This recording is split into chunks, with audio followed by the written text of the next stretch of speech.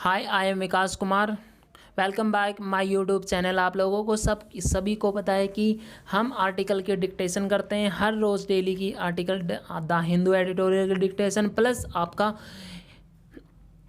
Dainik Jagran newspaper. आप लोगों को पता है कि महामारी के दौरान जैसे कोविड-19 की प्रॉब्लम चली हुई है और सभी को पता है कि एजुकेशन है, एजुकेशन सिर्फ ऑनलाइन पर्पज़ के लिए चली हुई है। ओके, ऑनलाइन चली हुई है सभी के लिए। जैसे आपका गवर्नमेंट जॉब एस्पायरेंट स्टूडेंट्स है जो उन लोगों के लिए सभी के लिए आपकी गवर्नमेंट है। ऑफलाइन अभी क्लासेस आपकी नहीं होती, इसलिए इसी के अंदर एक हमारा क्या है बोर्ड है, ठीक है, सीबीएसई का बोर्ड है। ये बोला है कि जो 12th के बोर्ड हैं उन्होंने बोला है कि जो 12th की बोर्ड की परीक्षा है वो अपने स्कूल में ही स्कूल में ही लेंगे। ओके, कहीं और आपको जाने की ज़रूरत नहीं है, काफ़ी न्यू गाइडलाइंस के अंदर। ओके, ये आर्टिकल उसी पे निर्भर करता है परीक्षा का पर्सन। इस आर्टिकल का हम डिक्टेशन करेंगे 100 वर्ड पर मिनट। सो बी रेडी, इसको आप अच्छे से टाइप कीजिएगा और अच्छे से इसके मैच कीजिएगा। Be ready, start. केंद्रीय माध्यमिक शिक्षा बोर्ड यानी सीबीएसई की 12वीं की परीक्षाओं के संदर्भ में फैसला लेने के लिए बुलाई गई बैठक भले ही किसी नतीजे पर न पहुंची हो, लेकिन ऐसा लगता है कि केंद्रीय मंत्रियों समेत कुछ राज्यों के शिक्षा मंत्री इस निष्कर्ष पर पहुंच रहे हैं कि ये परीक्षाएं कराई जानी चाहिए। इन परीक्षाओं के आयोजन को लेकर अंतिम कुछ फैसला कुछ भी हो, पहली प्राथमिकता परीक्षाएं कराने की संभावनाएं टटोलने की होनी चाहिए, क्योंकि यह छात्रों के भविष्य निर्धारण में महत्वपूर्ण भूमिका निभाती हैं। इनके जरिए छात्रों की मेधा का न केवल वास्तविक मूल्यांकन होता है, बल्कि यह भी तय होता है कि उन्हें आगे क्या और कहाँ पढ़ाई करनी चाहिए। इसी कारण कोरोना की दूसरी लहर के सिर उठा लेने पर यह फैसला किया गया था कि सीबीएसई के 10वीं के छात्रों को तो आंतरिक मूल्यांकन के आधार पर बिना परीक्षा पास कर दिया जाएगा, लेकिन परिस्थितियां अनुकूल रहने पर 12वीं की परीक्षाएं कराई जाएंगी।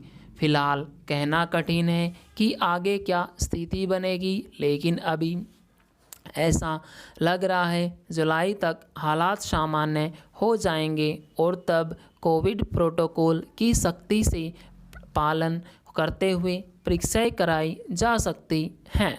कोरोना संक्रमण के मामले जिस तेज़ी से कम हो रहे हैं, उससे 15 जुलाई के बाद परीक्षाएं कराने के आसार बनते दिख रहे हैं।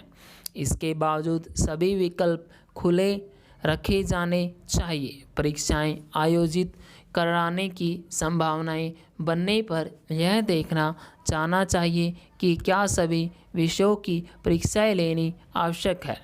उचित है यह होगा कि सीमित पाठ्यक्रम के आधार पर मुख्य विषयों की ही परीक्षा ली जाए, ताकि छात्रों को कम से कम जोखिम का सामना करना पड़े। पाठ्यक्रम कम रहने और चुनिंदा विषयों की ही परीक्षाएं होने से छात्र तनाव से भी बचेंगे। इससे अभिभावकों की भी चिंता एक हद तक कम होगी, चूँकि ऐसा हो सकता है कि जब परीक्षाएं हो रही हों तब देश के कुछ हिस्सों में कोरोना संक्रमण का स्तर चिंताजनक हो। इसलिए भिन्न भिन्न राज्यों में अलग अलग समय पर भी परीक्षाएं कराने का विकल्प खुला रहना चाहिए। यह अच्छा हुआ कि शिक्षा मंत्री ने यह स्पष्ट कर दिया कि परीक्षाओं को लेकर फैसला करते समय यह ध्यान रखा जाएगा कि छात्रों को कम से कम 15 दिन का समय मिले।